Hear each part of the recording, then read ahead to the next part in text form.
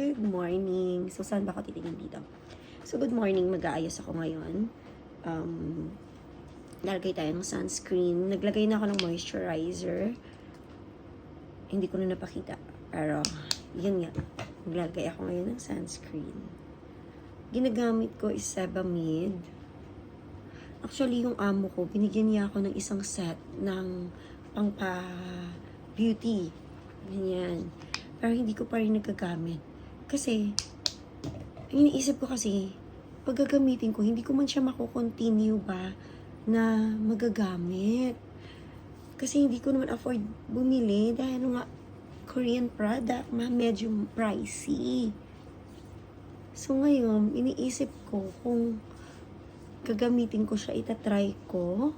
Ipapakita ko sa inyo mamaya kung ang paayos yun. So anyways, balik muna tayo dito. Yun nga, nag-ayos na ako dito.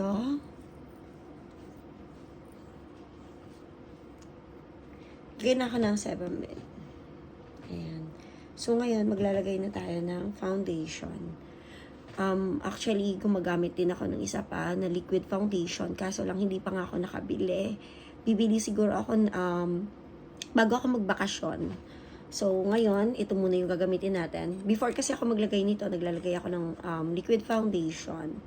Hindi naman ako nagaganon dati. Lately na lang kasi kailangan. Kailangan na dahil nga, yun na nga, nagkakaedad na tayo. Kailangan na natin ng mga pangpaa ganda. Charis. Pangpaganda. Sorry, yan lang ako. Ganyan lang ako maglagay. Diba, hindi ako ganun ka-expert kasi kung saan-saan lang ako naglalagay. But anyways, okay na yan. Ang importante naman maayos ang paglagay ko. Nag 2 years pala ako kasi nga, magpa-plancha sana ako ng hair ko. Kaso lang tinatamad ako. Kaya sabi ko, mag-ano na lang ako, tirintas na lang ako.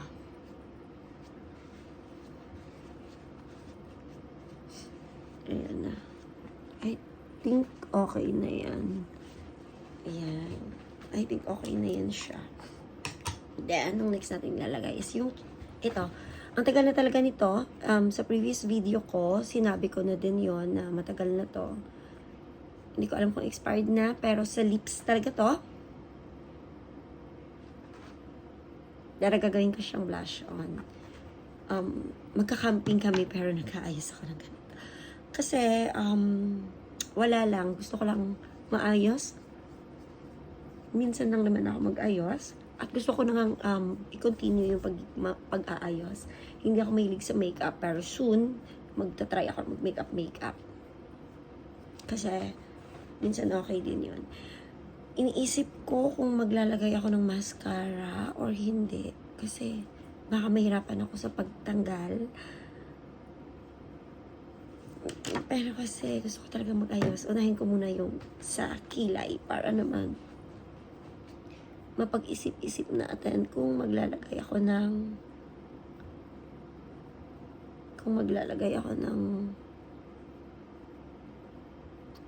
mascara. Naka-eyeglass naman din ako. Pero sige, may wipes naman ako. Tatanggalin na lang ng wipes sakali. No? Tanggalin na lang ng wipes sakali. So, maglalagay tayo ng mascara. Wala na pala itong masyadong laman. Wala na talaga akong gamit sa ano ko. Makakabili din ako soon. Pag okay na ang lahat. So, ayan. Sa totoo lang, gusto kong magpalagay ng pilik mata.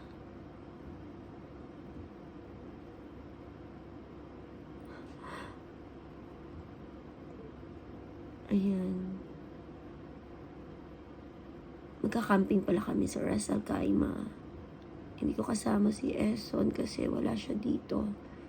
Supportive naman siya. Kaya sabi niya sa akin, go lang.